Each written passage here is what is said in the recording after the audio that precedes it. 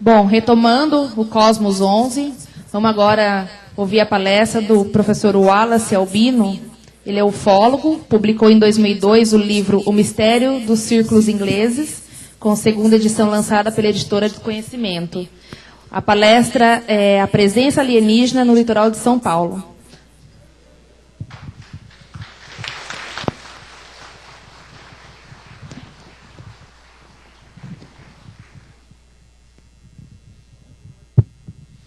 Boa noite.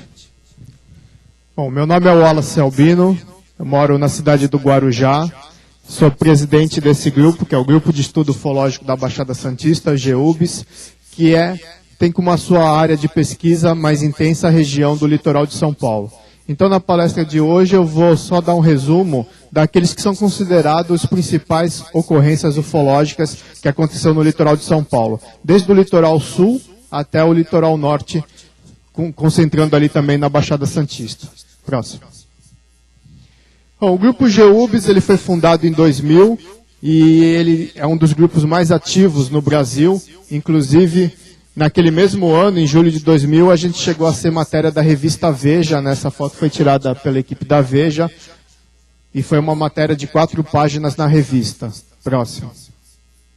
A gente tinha um programa de rádio chamado Contato UFO, que era um programa semanal. Próximo. E um programa de televisão também, semanal, chamado Fenômenos e Mistérios, onde cada semana a gente abordava um assunto que envolvesse mistérios. Não só ufologia, mas também Triângulo das Bermudas, pirâmides, Monstro do Lago Ness, chupacabras, tudo que envolvesse mistério a gente abordava no programa. Próximo. E também fomos idealizadores do Prêmio Sindacta, um prêmio que, por alguns anos, premiou as principais obras, os principais trabalhos da ufologia. Próximo. Bom, sobre a nossa pesquisa no litoral de São Paulo, né? A nossa área de pesquisa aqui envolve todo o litoral paulista, desde o litoral sul até o litoral norte. Concentrando no litoral sul, na região ali da cidade de Peruíbe, que é a região onde tem a Jureia, que é uma região muito rica em casos ufológicos, e até o litoral norte aqui, concentrando na região de Ilhabela também, que lá em Ilhabela, no litoral norte, também a gente tem muitas ocorrências ufológicas, né? Envolvendo aqui também a região aqui da Baixada Santista, envolvendo Santos, Guarujá, São Vicente e também o Polo Industrial de Cubatão. Vou falar um pouquinho sobre cada um desses pontos durante a palestra. Próximo.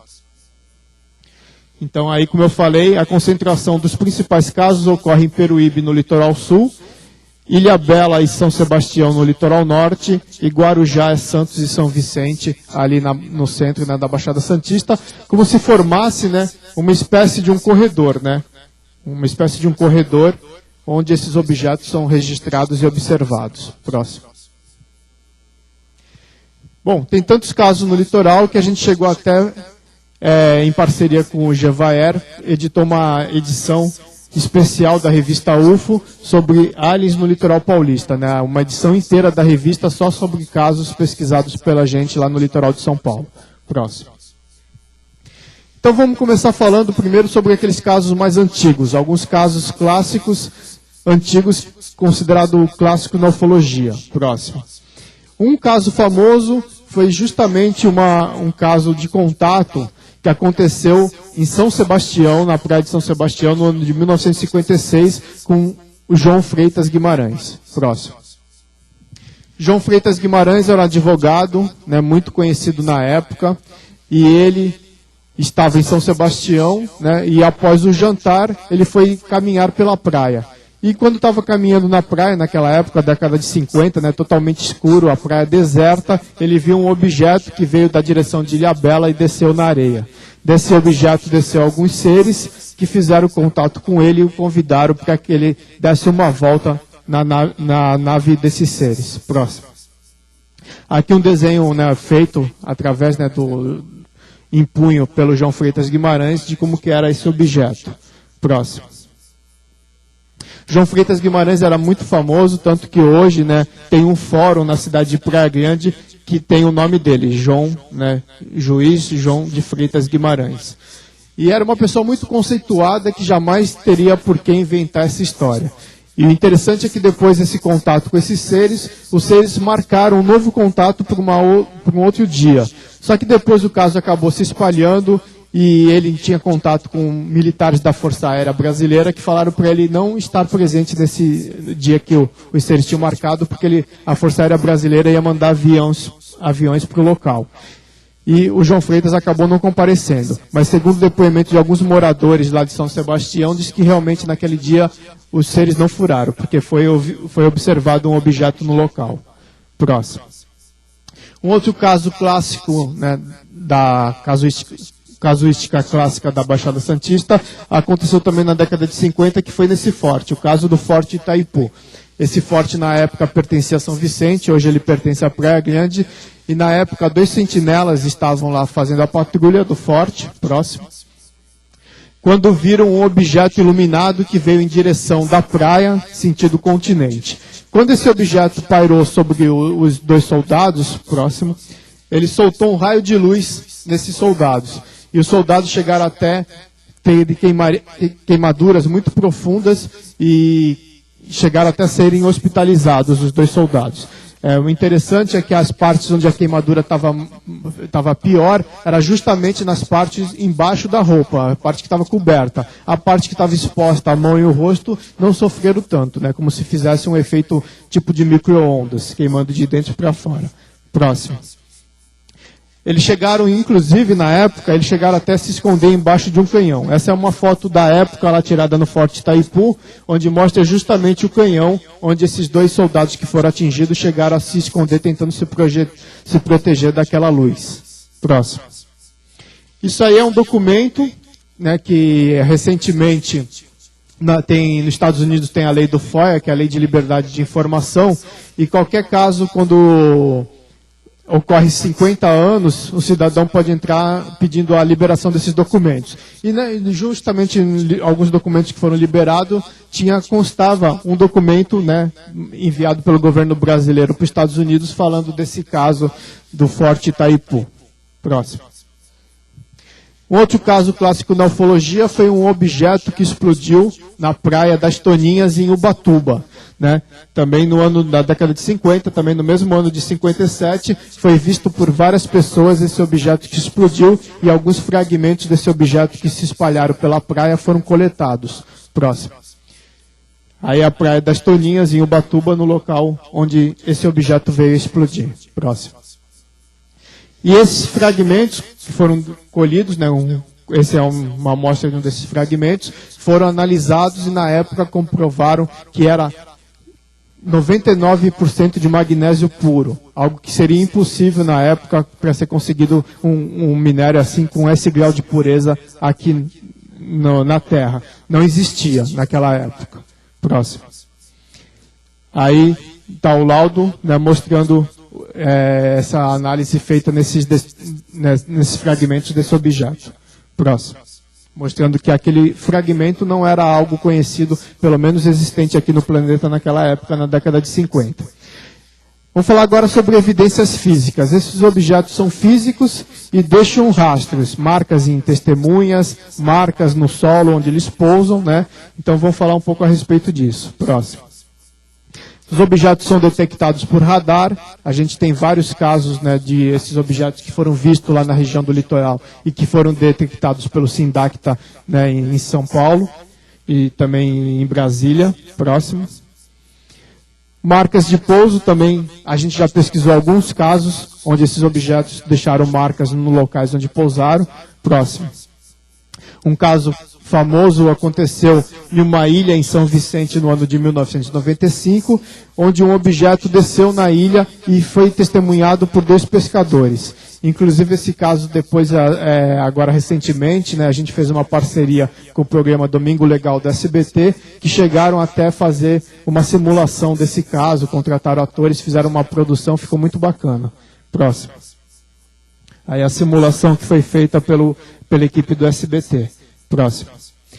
E esse objeto desceu na ilha e a gente esteve lá no local. No local encontramos uma marca onde a vegetação estava queimada, uma marca de 5 metros de diâmetro, e no interior dessa marca tinha a marca de 4 marcas da sapata, né, do trem de pouso do objeto. Próximo.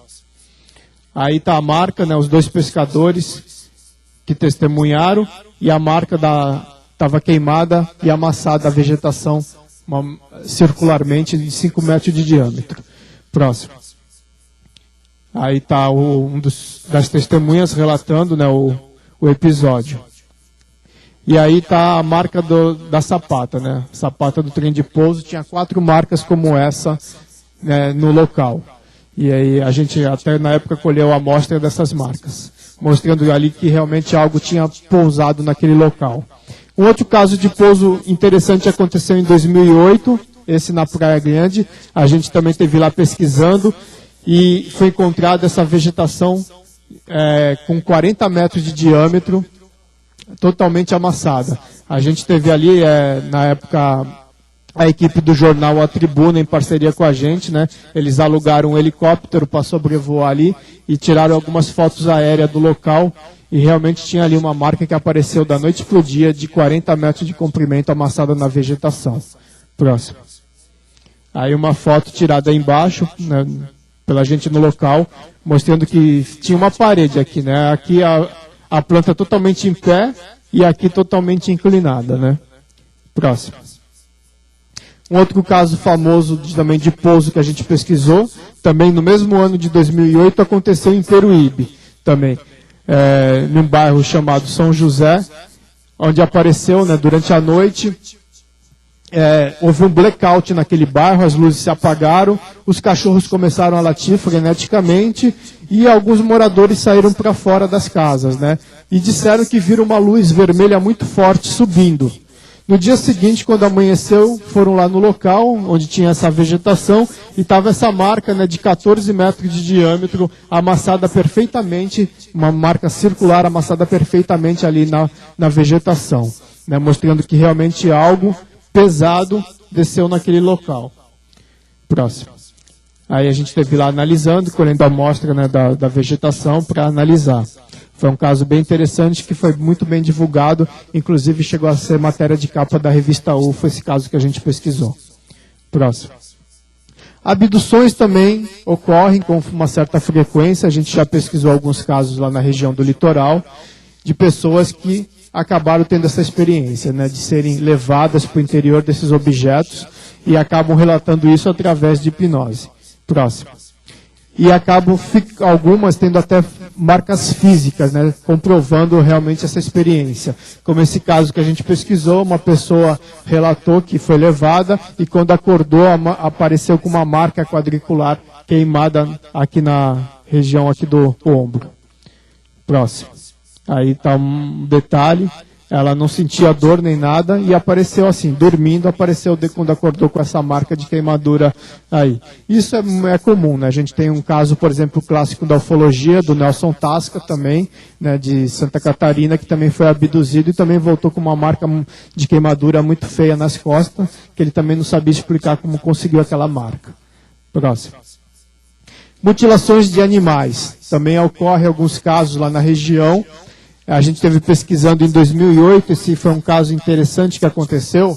Tem uma fazenda lá, onde a proprietária da fazenda, ela tem uma parceria com a prefeitura e ela trata de animais, né? Principalmente cachorros. Pega cachorros na rua e leva para lá para cuidar desses animais. Então ela tem mais de 200 animais na sua propriedade. E numa certa noite, 5 desses cachorros apareceram mortos misteriosamente. Todos eles da mesma forma. Eles tinham 2 protuberâncias na região do pescoço e cortes precisos na região da virilha, por onde haviam sido retirados órgãos internos desses animais. Próximo. Aí os orifícios no pescoço. Próximo. Aqui o viveiro, né, onde ficam os animais. Durante a noite que houve esses ataques, não houve o latido dos animais, os animais não latiram. E um dos animais, porque quando os trabalhadores chegaram na fazenda para trabalhar e foram lá dar ração, encontraram 4 cachorros mortos. E um saiu correndo em disparada para dentro daquele mato fechado. Não viu latido nem nada, passou uns 10, 15 minutos, esse animal voltou cambaleando, caiu e morreu com os mesmos cortes que nem os outros. Próximo. Aqui uma foto, né, tirada pelo Google, então é aqui, ó. Aqui é a fazenda, né? Aqui é onde estava o viveiro dos animais. Então você vê que aqui é um local muito mata muito fechado, a gente tentou andar lá dentro, não dá para andar, é mangue, é muito difícil o acesso, e o que estava ali realmente não dá para saber o que era, mas algo estranho ali estava naquele local e atacou esses animais. Próximo. Agora vê que interessante, né? Isso foi no mês seguinte ao caso do pouso lá em Peruíbe, né? E ó aqui, ó. O local do pouso e lá em cima o local onde os animais foram atacados, ou seja, bem próximo um local do outro, né?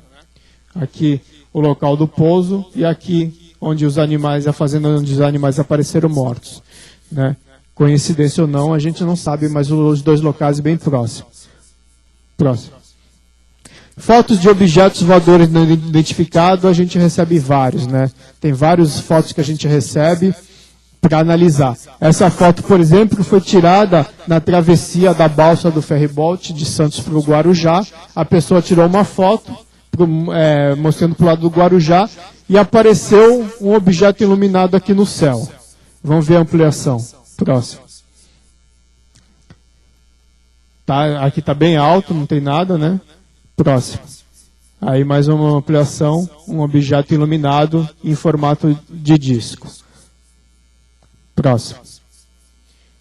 Esse também, um turista estava tirando foto na Fortaleza da Barra, que fica no lado do Guarujá, tirando foto, pegando ali a orla de Santos, né? E em uma dessas fotos que ele estava tirando apareceu algo também inusitado. Próximo. Aqui, ó. Tem um objeto em forma de disco também deixando um rastro. Próximo. Aqui está a ampliação da foto, né? Um objeto aqui com rastro. E aqui a nossa análise que a gente fez, mostrando ali realmente que tinha algo ali no local na foto. A foto não foi manipulada. Próximo. Um outro caso interessante de registro fotográfico de objeto aconteceu em 2008 com esse fotógrafo. Um fotógrafo profissional. Ele trabalha para uma equipe de um jornal lá, eles tinham ido para São Paulo fazer a matéria da abertura do Fashion Week. E quando eles estavam voltando pela Imigrantes, já por volta de meia-noite, já quase de madrugada, ele olhou pela janela do carro e viu uma luzinha vermelha no céu, passando, né? Ele começou a tirar foto, né? Estava com essa máquina, com uma objetiva potente, começou a tirar foto. Aí, quando ele começou a olhar no visor da máquina, ele viu que não era balão, viu que o negócio tinha um formato discoide, mandou parar o carro e tirou várias fotos. Depois voltaram, continuaram com o carro acompanhando, só que quando chegaram ali perto do pedágio, que tem ali o local é bastante iluminado, eles perderam o objeto de vista. Próximo. Aí uma das fotos que ele fez, né? Então era um objeto aqui em formato de disco e muito iluminado, né, que iluminava aqui as nuvens em volta dele. Próximo. Esse caso foi bastante noticiado na época pelos jornais, lá na região da Baixada Santista. Próximo. Aí um outro jornal também que fez a matéria, o Expresso Popular. Próximo. Aí uma análise feita pelo ufólogo Jamil Villanova, que faz parte do grupo de estudo ufológico da Baixada Santista também, né, mostrando algo físico realmente. Próximo. Agora, mais interessante, né, a foqueta ampliação, né? Agora na próxima foto eu vou tirar a cor. Só tirar a cor da foto para você ver como o objeto fica mais nítido ainda. Próximo. Né? A gente vê um objeto em formato de disco mesmo. Então, esse foi um registro fotográfico bem interessante que a gente pesquisou em 2008. E casos na rodovia ali, Imigrantes, é muito comum, né? A gente recebe vários relatos de pessoas, às vezes descendo ou subindo a serra, relatarem ver objetos estranhos no local. Próximo. Avistamento de seres também é comum na região do litoral, e a gente tem relato lá de todos os tipos de seres. Próximo. Né?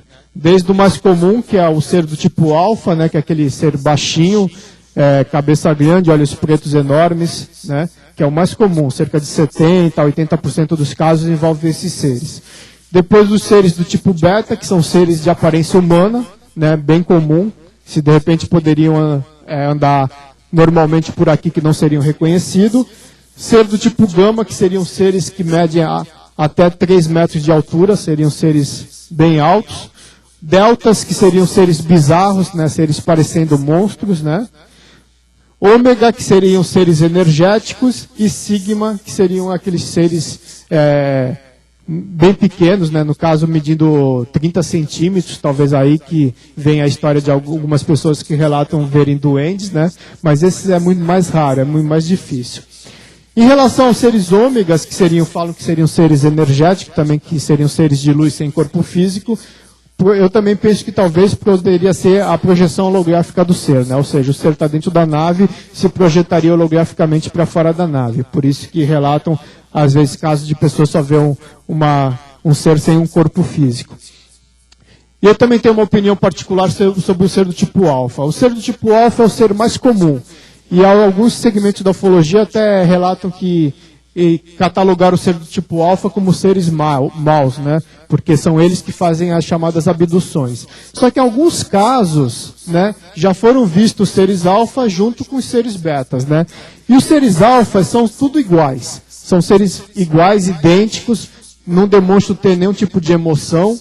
Portanto, eu tenho uma opinião particular que o ser do tipo alfa, na verdade, nada mais é do que uma espécie de um animal, criado em laboratório, através de clonagem, por esses seres beta aqui, que estão aqui trabalhando no nosso planeta, e fizeram aqui um animal inteligente para fazer esse trabalho. Por isso que quando acontece de cair uma nave, que nem caiu em Roswell, talvez em Varginha, com seres desse tipo, eles nem vêm aqui para resgatar. Né? Seria uma espécie de um animal inteligente. A mesma coisa que os nossos astronautas, né, antes de ir para o espaço, a gente mandou macaco, cachorro. Né? Se a gente, no futuro, conseguir fazer um animal inteligente através de clonagem aí, que possa operar uma nave, a gente vai mandar uma missão para Marte e vai mandar esses seres, né? Porque se acontecer alguma coisa, não vai colocar em risco um ser humano. Por isso, é a minha opinião sobre esse ser do tipo alfa.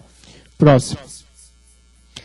Caso de flotilhas, né? Flotilhas é um fenômeno que ficou conhecido no México, mas que acabou se espalhando pelo mundo inteiro, em vários países vem ocorrendo, que é aquela revoada de centenas desses objetos pequenos chamados sondas, né? Que seriam esses objetos pequenos, não tripulados, que segundo os ufólogos acreditam que esses objetos sairiam do disco voador para sondar o nosso espaço mais próximo.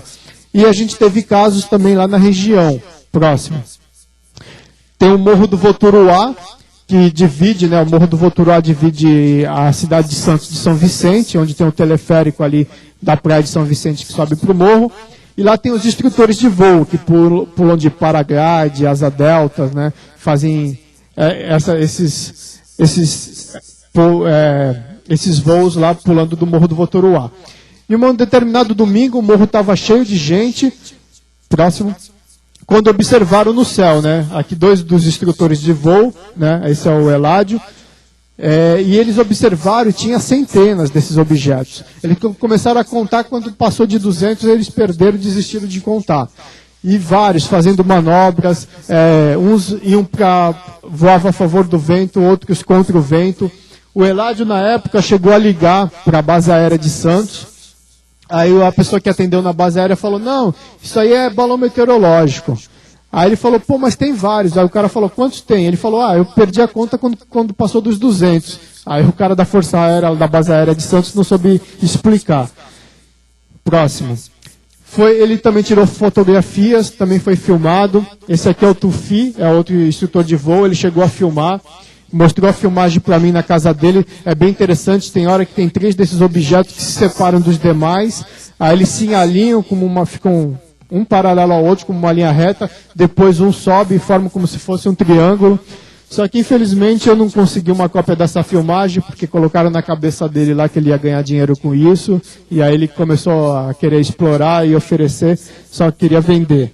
Então eu acabei não pegando uma cópia dessa filmagem, mas é uma filmagem bem interessante, mostrando que eram objetos inteligentes, porque voavam, faziam formações, depois se separavam, né, e também não era simplesmente, né, como os céticos alegam que essas flotilhas são apenas balões, né, bexigas soltadas, mas não era, porque balões vão voar seguindo, né, o vento. as correntes do vento lá. E esses objetos não, esses objetos voavam aleatoriamente, não só a favor, mas também contra o vento, alteravam a velocidade também e alteravam a trajetória. Próximo. Um caso também clássico lá que ocorreu no litoral foi o caso do tucano da FAB, né? Um tucano da Esquadrilha da Fumaça, que no ano de 1996 estava realizando lá, era uma festividade, era dia da aviação, naquele mês de novembro, e um desses aviões perdeu a asa. Próximo. Aí, né, uma simulação feita, né? Próximo. E o cinegrafista amador, esse era o Capitão Barreto, era o piloto da época que estava pilotando o avião. Aqui o ufólogo lá do Ceará, né, de Fortaleza, o Reginaldo de Ataíde, que na época o Capitão Barreto estava lá na base lá de Fortaleza e o Reginaldo de Ataíde acabou entrevistando ele. Próximo. Aqui o fotograma da filmagem. Um cinegrafista amador que filmou acabou registrando que 5 segundos antes da asa se partir, passa um objeto bem próximo aqui ao avião, em uma velocidade 3 vezes superior à velocidade do avião. E o objeto passa em sentido ascendente, assim, ele passa por baixo assim e sobe. E logo depois que ele passa, a asa do avião se parte e cai, inclusive, infelizmente, acabou caindo na água e matando um rapaz. Mas mesmo assim, o piloto ainda conseguiu planar com o avião, mesmo sem uma asa, desviar e conseguiu ejetar e jogar o avião na água. Porque se o avião tivesse caído na praia, a tragédia seria maior, porque tinha muitas pessoas na praia testemunhando essas manobras da Esquadrilha da Fumaça. Na época até... ele tinha, foi, né, um ano depois que o Ayrton Senna havia falecido, né? E uma das manobras que ele tinha feito um pouco antes dele perder a asa foi o S do Senna, né? E eu fiquei sabendo através lá de alguns informantes da base aérea de Santos que depois ficaram tirando sarro dele, porque um avião como esse, quando ele perde a asa, ele imediatamente teria que entrar em parafuso. E não aconteceu. O avião conseguiu voar ainda com uma asa só e desviar do mar para conseguir ejetar e jogar o avião na água. E na base aérea lá os amigos dele ficaram tirando sarro, dizendo que foi a mão do Senna que tinha segurado o avião. Próximo. Aí mais um detalhe, né, ampliado aqui, né? E o objeto aqui embaixo. Né? O que a gente chama de sonda, né? Calculando com o tamanho do avião, o avião tinha 10 metros de comprimento, esse objeto tinha em torno de 1 metro de comprimento. Aí, o detalhe exatamente da hora que o avião perde a asa. A Força Aérea Brasileira emitiu uma nota dizendo que o avião caiu, né, por fadiga no material, né? Ou seja, eles não assumem que tinha algo de estranho ali que provavelmente interferiu, né, na queda da aeronave, né? E isso até causou um transtorno para mim, porque na época eu dei uma entrevista para um jornal lá da região, um jornal da Bertioga chamado Costa Norte, e eu falei para o repórter, né, porque o repórter mostrou a filmagem lá para o comandante Gama, que era o comandante da base aérea de Santos na época, e ele falou que não via nada de estranho. Sendo que todo mundo que vê a filmagem vê que tem algo de estranho ali. Pode até ser que foi uma coincidência da asa cair depois que o objeto passou, mas que o objeto está ali, não tem como negar.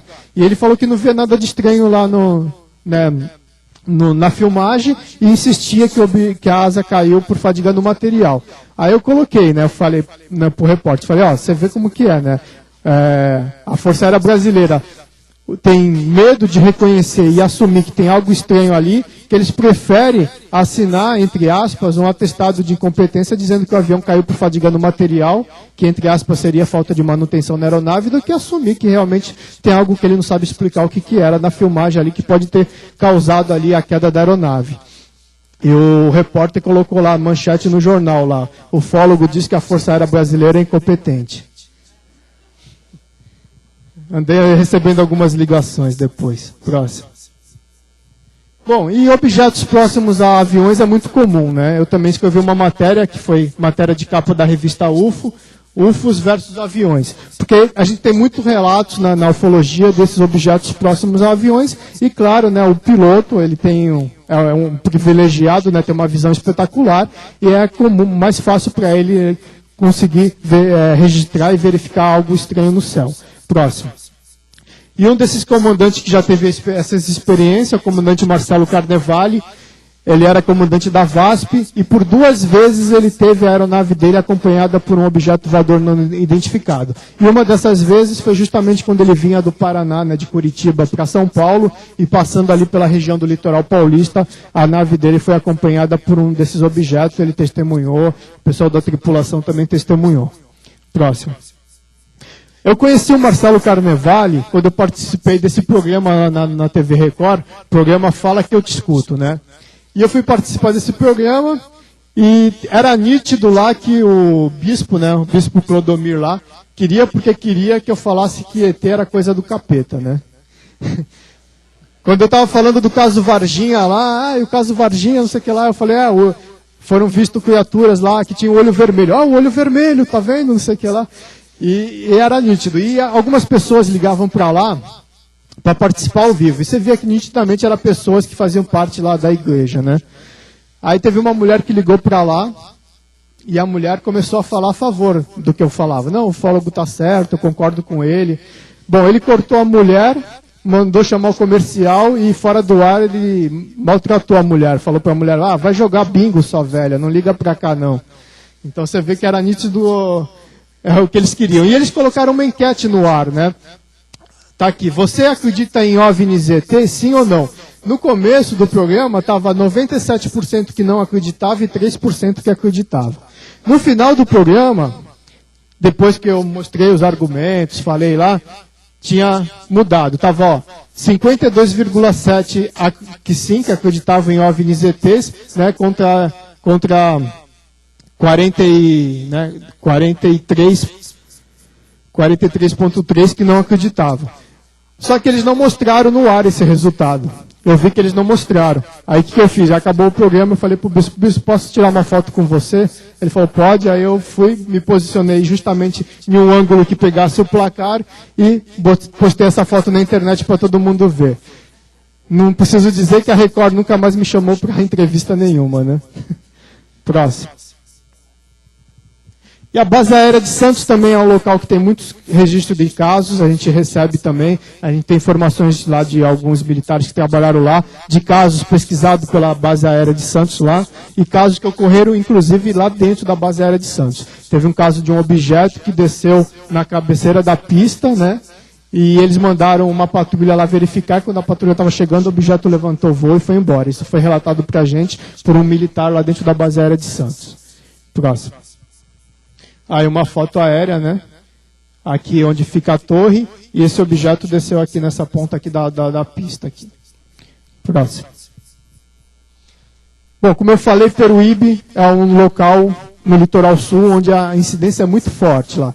Tanto que no ano de 2000, a prefeitura de Peruíbe começou a fazer um evento, explorar isso turisticamente e fazer um evento sobre ufologia, né? Esse primeiro encontro que aconteceu no ano de 2000, a gente ajudou a organizar e hoje também eles têm uma prefeitura lá, uma parceria com a revista UFO e o evento cresceu bastante. Hoje, agora, eles fazem todo ano um evento internacional, trazendo ufólogos de várias partes, não só do Brasil, mas também ufólogos do exterior, né? O encontro cresceu bastante. Isso porque é muito comum avistamento desses objetos lá em Peruíbe. Agora, o porquê Peruíbe, né? A minha opinião, eu acho que tem alguma coisa a ver com a região da Jureia ali, né? Que a gente tem a região da Jureia, que é uma mata muito fechada lá, uma região preservada. Eu acredito que alguma coisa deve ter ali que atrai esses objetos para aquele local.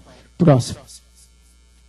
Né? E é muito comum a gente receber relatos, né, de objetos observados lá na região da Jureia. Próximo. Inclusive, a gente já fazendo vigília lá, também já testemunhamos esses objetos que aparecem e que as pessoas lá, os moradores mais antigos, chamam de mãe de ouro. O que viria a ser mãe de ouro?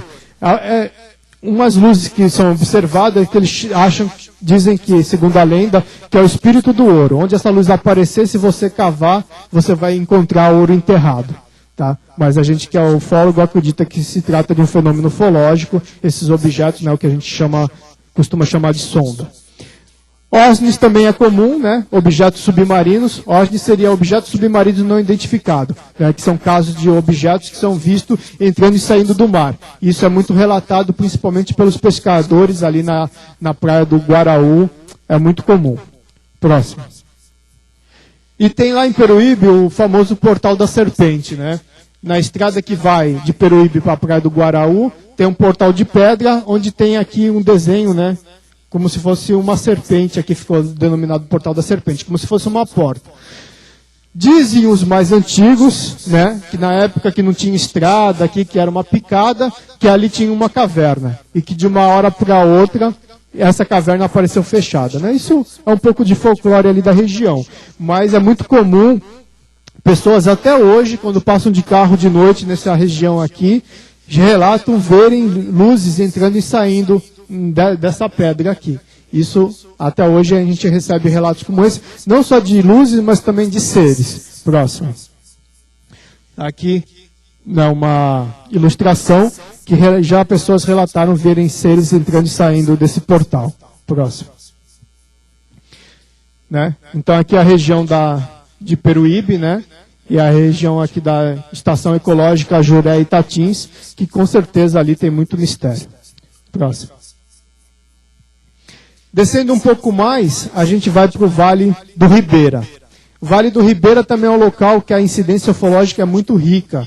A gente tem muitos casos ali, não só em Iguape, como Iporanga, Apiaí, são cidades onde é muito comum aparições desses objetos, né? Toda vez que a gente foi fazer pesquisa lá, principalmente em Poranga, a gente presenciou coisas estranhas lá no local.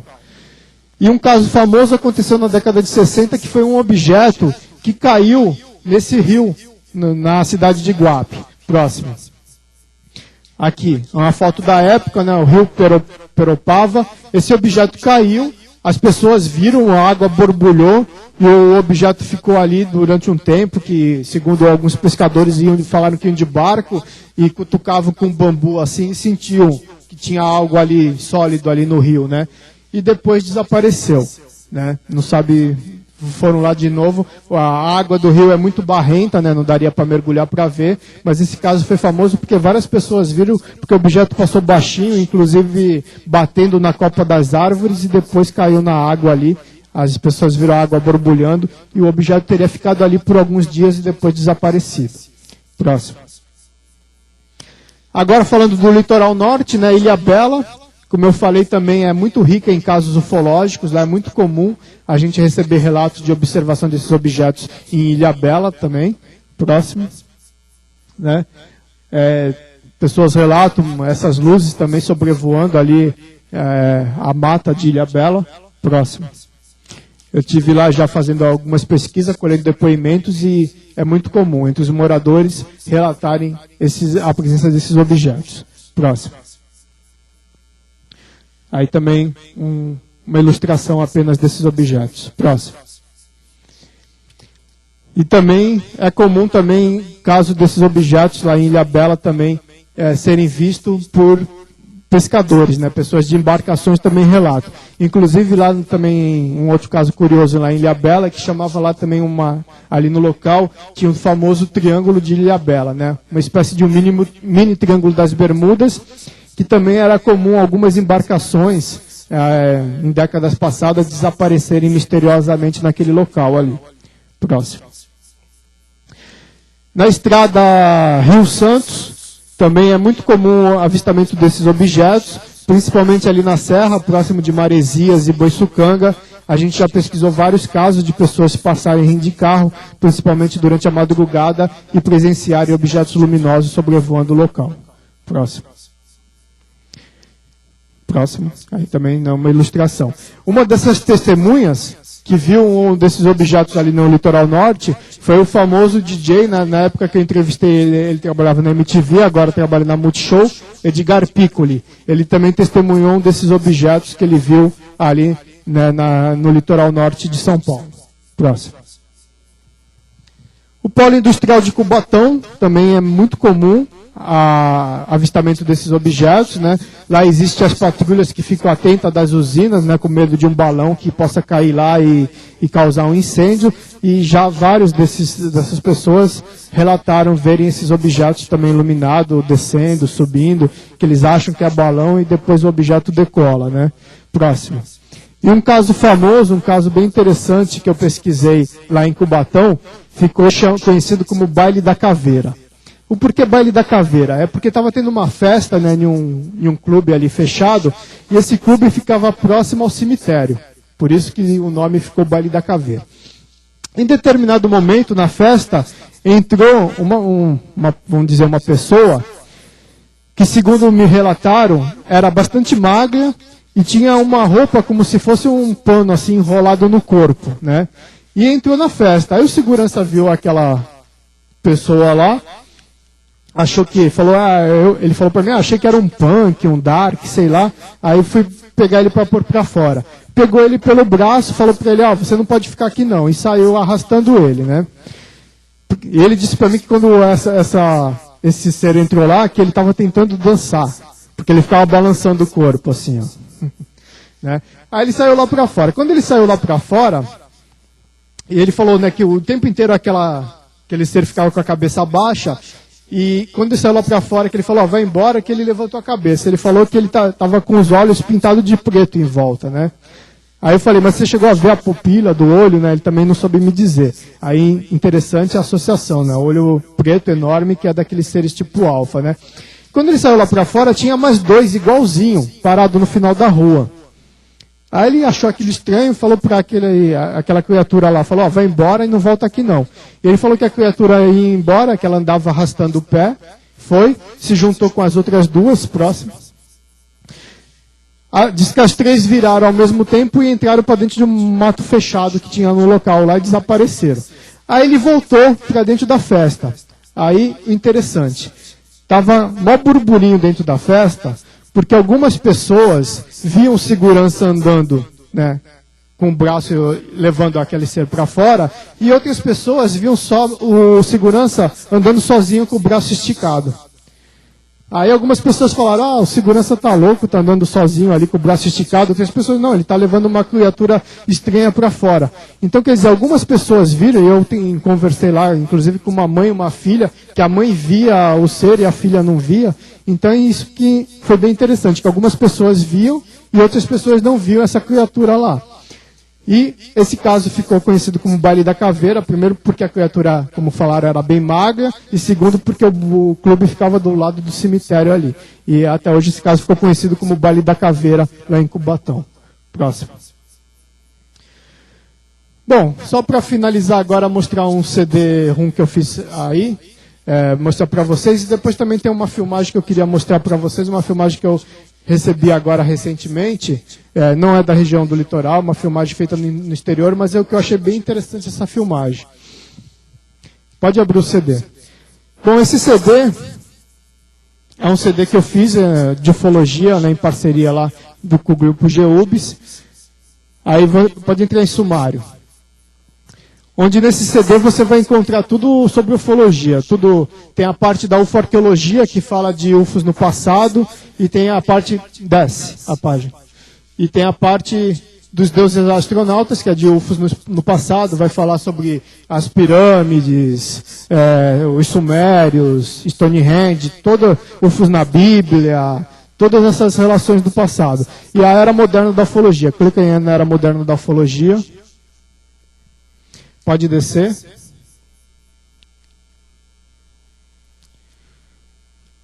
Ali clica. Aí tem vários tópicos, né? Círculos ingleses, OSNIs, homens de preto, mutilações de animais. Clica no segundo link lá. Desce, abduções. Tem também os principais casos por década, desde a década de 40 até a década de 90, inclusive todos os casos ilustrados com fotos. Pode tirar. Agora só vou colocar uma filmagem também que eu recebi agora recentemente pela internet, que eu acho bem interessante.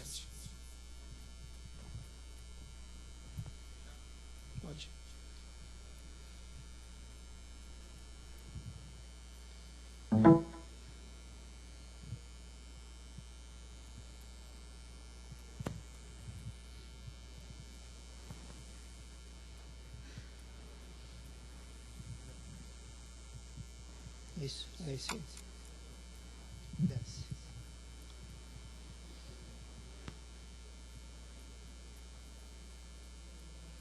Os vídeos.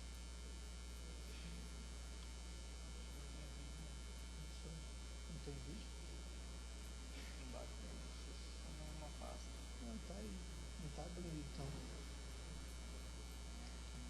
Ah, esse aqui? Não, não é esse, desce.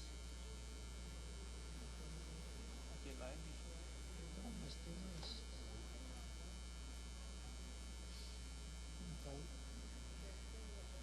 Ah, tá vendo?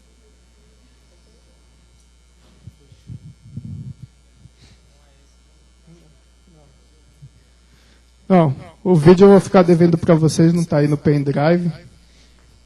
Vou ver. Amanhã eu vou estar por aqui ainda, se eu conseguir o vídeo eu passo para vocês. Então, o que eu tinha para mostrar para vocês é isso, né, um resumo das nossas pesquisas lá na região do litoral de São Paulo. E tem aí 10 minutos para vocês para pergunta, estou à disposição.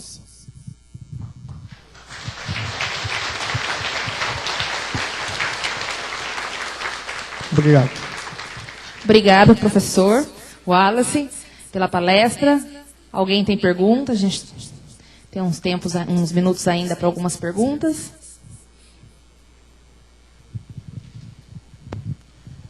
Boa noite. Eu queria saber por que, na sua opinião, os governos do mundo todo insistem em acobertar as histórias de que, para não causar alarde mundial, na sua opinião, qual que é?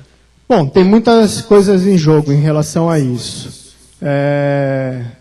Primeiro, esse medo de causar um pânico generalizado, porque o que aconteceu na década de 30, quando Orson Welles relatou pela rádio que objetos estavam descendo, causou um pânico, várias pessoas inclusive se mataram, se suicidaram, e a partir dali ficou essa ideia de que ia causar um pânico generalizado na população. Segundo, fator religioso. Né? Porque a partir do momento que você comprovar que existem seres mais inteligentes e mais avançados, tecnologicamente, talvez até espiritualmente, é diferente do nosso aspecto humano, quer dizer, muitos dogmas religiosos vai cair por terra. Então a igreja também está por trás, que não tem interesse que isso venha à tona. Mas o terceiro que eu acho é o interesse bélico das grandes potências em descobrir essa tecnologia.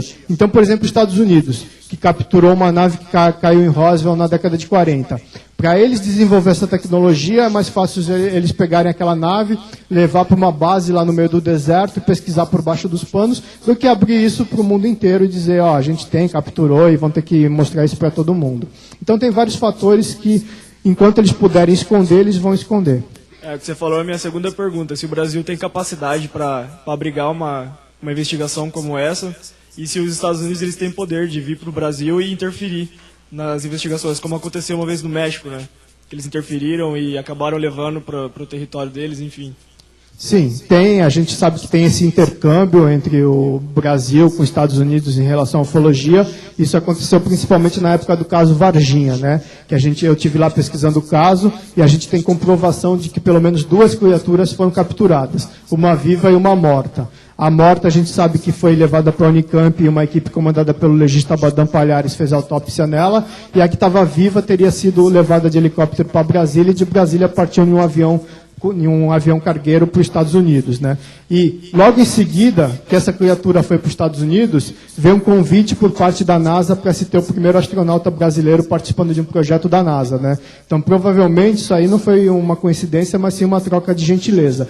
E era muito comum, na época que a gente soube lá, de 96, que a criatura estava lá em Varginha, da criatura que foi levada para a Unicamp, segundo pessoas que trabalhavam na Unicamp, era comum um carro da Embaixada Americana entrando e saindo dentro da Unicamp. Na época, o governo soltou uma nota dizendo que isso aí era porque estava sendo fabricado o satélite brasileiro. Só que depois a gente andou apurando, talvez está o Varela aí também que pode confirmar isso ou não, o satélite brasileiro realmente estava sendo construído nessa época, mas era no ITA, em São José dos Campos, e não na Unicamp, em Campinas. Mais alguém? Alguma pergunta?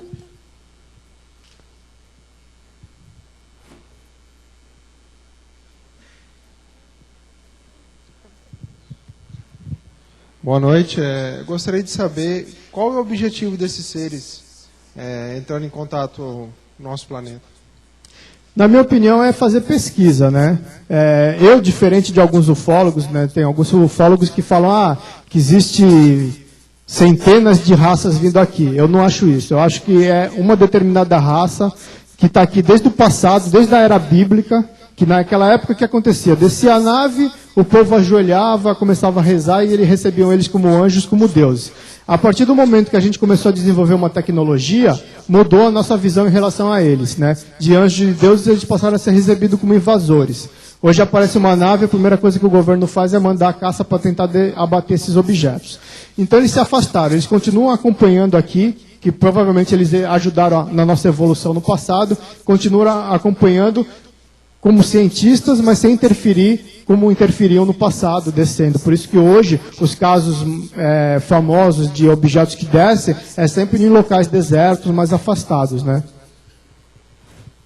Mas, na minha opinião, eu acho que eles estão aqui para fazer pesquisa, né? Como a gente mandou uma missão para a Lua, vamos mandar uma missão para Marte, se de repente a gente encontrasse vida lá, a gente estaria indo lá para pesquisar aquela civilização também. Boa noite. Uma vez houve uma reportagem na televisão, que eu não sei em que cidade foi, não lembro, que um grupo de jovens, parecia uma pastagem, assim, na beira de uma pista, eles avistavam um objeto, fazendo manobras. De repente esse objeto, ele desceu e os jovens meio se esperando uma explosão, né? Só que só teve o clarão. No outro dia eles foram lá, não sei que grupo que era, eles levaram uma motosserra e encontraram uma rocha. Essa rocha estava perfurada. Parecia que uma coisa quente tinha derretido a rocha e cortaram a rocha e tiraram uma esfera de algum metal. Você sabe alguma coisa sobre isso? Que teve após isso? A filmagem, eu acho que eu sei qual é. Essa filmagem foi considerada pela ufologia como fraude, né? Aquele clarão que dá na nuvem lá teria sido computação gráfica. Agora, eu só vi essa filmagem. Essa parte aí de que foram no local depois, encontraram essa rocha, isso aí eu já desconheço. Que realmente teria tido essa pesquisa, eu não sei. Tá, obrigado.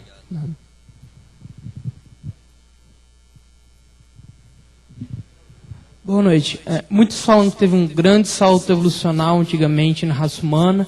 Eu queria saber se você acredita que os deuses astronautas podem ter interferido de certa forma na nossa raça. Acredito sim. Essa teoria, né, tão defendida por Eric von Däniken, de que os deuses eram astronautas, né, eu acredito sim. E acredito que houve essa evolução, né, chamado elo perdido aí, onde seres desceram do céu. Isso aí é relatado não só na Bíblia, como em vários registros antigos que falam que anjos desceram do céu em carruagens voadoras, né, e ajudaram a evoluir a raça humana daquela época. E como eu falei, naquela época eles conviviam aqui pacificamente, né? E a partir do momento que a gente começou a desenvolver uma tecnologia e se tornar uma ameaça para eles, eles se afastaram.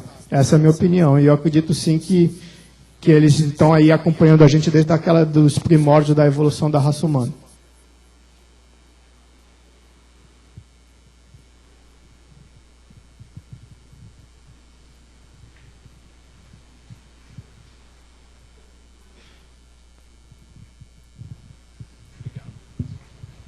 Boa noite.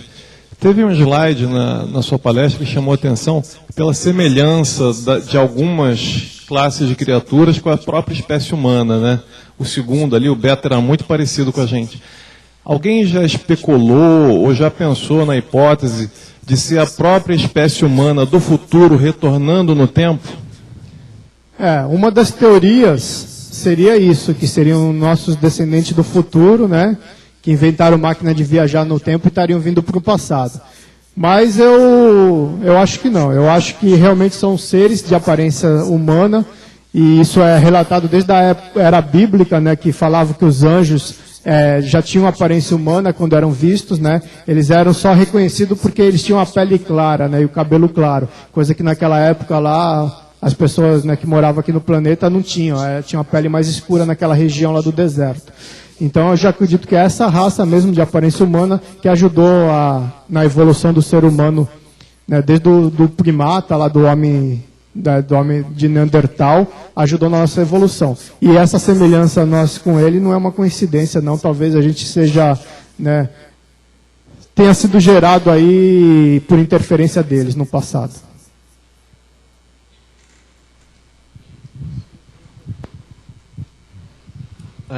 Boa noite.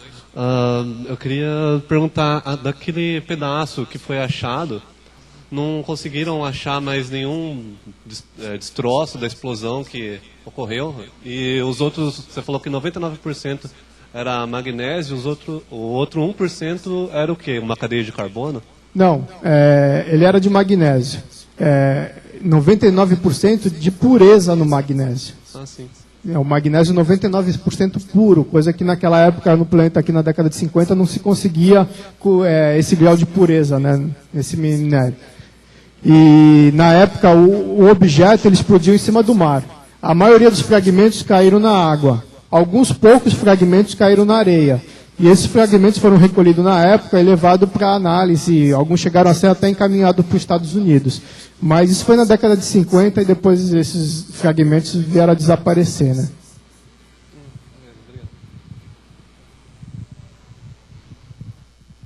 Mais alguém?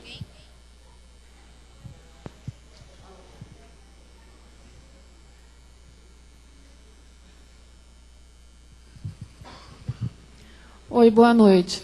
Em relação àquele portal que você falou que é da serpente, que pessoas viram, outros seres entrando, vocês têm alguma notação de energia, vibração diferente? Ou mesmo nesses campos que vocês falaram que houve aterrissagem, em relação à energia, alguma coisa diferente, substâncias assim? Vocês encontraram? A gente fez testes, né, com alguns aparelhos de detector de energia, tudo, mas não se causou nada assim fora do comum, não.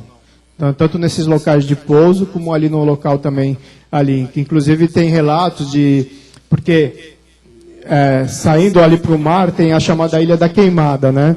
Que é uma ilha também bastante estranha ali em Peruíbe, que tem um tipo de serpente que só existe naquele local, no mundo inteiro só existe naquele local. A Ilha da Queimada é considerada o local onde tem o maior índice de cobra por metro quadrado. E essa jararaca, ela desenvolveu um veneno mortal que ela pica ali e morre na hora. Por isso, só quem entra nessa ilha é o pessoal da Marinha e o pessoal do Butantã. Ninguém mais pode ter acesso a essa ilha. E fazendo uma linha entre o Portal da Serpente e a ilha, relatavam que embarcações que passavam ali, o motor apagava. Mas isso aí eu não tenho uma comprovação se realmente é verídico ou não, se são só boatos. Wallace. Oi, Jenner. Jenner. É o seguinte, você contou um caso interessante aí que lembra um caso de fantasmagoria, né? Quer dizer, alguma coisa tipo folclórica, de assombração. Mas muitos eventos que ocorreram, as pessoas confundiram mesmo, não é? E possivelmente poderia ser uma espécie de alienígena diferente, né? Você sabe se houve uma continuidade da investigação, se, por exemplo, ali na região havia caso de avistamento ufológico, se houve ali também na região outros casos de visão, né, de contato com os seres extraterrestres, do tipo que nós sabemos do Grey, porque esse fantasminha aí lembra um pouco o Grey, né? Sim. Essas ataduras é que confundem um pouco. Talvez um tipo de vestimenta diferente. Esse é o primeiro tópico. O segundo é o seguinte, meu irmão me contou um caso do litoral, não sei exatamente onde, mas há muito tempo, em que era uma excursão, havia vários casais de namorados, e estão passeando pela floresta, passeando pelos riachos, né? E um desses casais se atrasou um pouco, e a menina se afastou do namorado, o namorado vinha vindo atrás, e os dois estavam conversando, de repente ela notou que ela estava conversando sozinha. Aí ele olhou para trás, não viu mais o namorado realmente desapareceu. Aí o meu irmão perguntou para mim, Eugênio, você conhece esse caso? Eu falei, não. Mas eu reperguntei para o meu irmão, alguém olhou para cima? Não tenho ideia, né? Pode ser uma abdução, como já houve alguns casos, lembra? Aqueles casos de voz que ficou ouvindo, socorro, etc. É uma coisa até um pouco assustadora. Eu pergunto, no primeiro caso, a minha indagação, se há incidência de outros casos iguais, se foi investigado mais a fundo, e se você sabe de algum caso no litoral, desse como eu agora fiz o comentário. Então, esse caso de Cubatão, a Cubatão ali tem vários casos, né? Esse caso específico, as pessoas que eu entrevistei na época, ninguém relatou um avistamento de um objeto, né? A associação nossa com um possível caso ufológico é realmente porque o ser teria semelhanças, né, com o ser chamado Gay, né, o ser do tipo alfa da ufologia, né, dos olhos preto enorme e serem bem magros, né, mas não foi visto objetos no céu, pelo menos as pessoas que relataram não viram. Caso de pessoas que sumiram, eu já pesquisei alguns também. Teve um caso lá de uma pessoa lá que eu até conhecia, e ele sempre ia em um local lá, em uma costeira, e ficava olhando lá. E ele relatava que via uns objetos no céu, não sei o que lá, mas ninguém nunca dava muita atenção para ele. E uma vez ele foi lá e ele desapareceu. Foram encontrados todos os pertences dele. A família pagou mergulhadores para ver se ele tinha caído ali, né? Não acharam nada, nem sinal do corpo, nunca acharam, e ele desapareceu. E agora, né, se realmente teve alguma ligação com o fato que ele falava que via esses objetos lá, né? A gente não sabe, mas foi um caso estranho de uma pessoa que desapareceu ali que eu pesquisei. E realmente, como eu falei, a gente pesquisou alguns casos mesmo de abdução. Esse caso realmente pode ter ocorrido isso, né? Interessante seria, né, ter depois, esse namorado voltou a aparecer depois. Nunca mais. Então, ou ele não estava satisfeito com o namoro, ou então foi levado mesmo. Boa noite. Eu queria saber se as pessoas que dão depoimento de que são abduzidas, elas são estudadas a ponto de saber se tem alguma mudança no organismo ou no cérebro dessa pessoa, ou é só questão das marcas mesmo de queimadura? Não, mudanças físicas no corpo não, a não ser essas uma marca ou outra, algumas aparecem com uma cicatriz, né? Que nem eu pesquisei um caso lá também no Guarujá, que a pessoa teve um sonho e depois disso apareceu com uma cicatriz nas costas e ela nunca tinha feito nenhuma cirurgia. Eu conversei lá com os pais dela, me confirmaram que nunca tinha feito nenhuma cirurgia. Até depois sugeriu que tirasse um pedaço para fazer uma análise ali do local, mas ele não quis. Então, não tem. O problema que tem nas pessoas que sofrem abdução é problema psicológico. Depois, a pessoa geralmente fica com trauma, a maioria das pessoas não querem nem falar sobre o assunto. Por isso é interessante na ufologia você separar o que é abduzido do que é contatado. Contatado é aquela pessoa que diz que tem contato, que conversa, que viaja, que fala com eles a hora que quiser. Essas pessoas geralmente não comprovam isso que estão falando. Abduzido é aquela pessoa que estava ali na hora certa ou na hora errada, no local errado, né? Porque essas experiências geralmente não são legais, e são levadas. Depois ela vê que tem um lapso de tempo, que passou umas horas que ela não sabe explicar o que aconteceu, algumas começam a ter pesadelos com seres estranhos, e através de sessões de hipnose regressiva que ela relata, que realmente foi levada para o interior de uma nave. Nesse interior da nave fizeram um monte de testes com ela, um monte de exames clínicos, né, e depois ela é devolvida.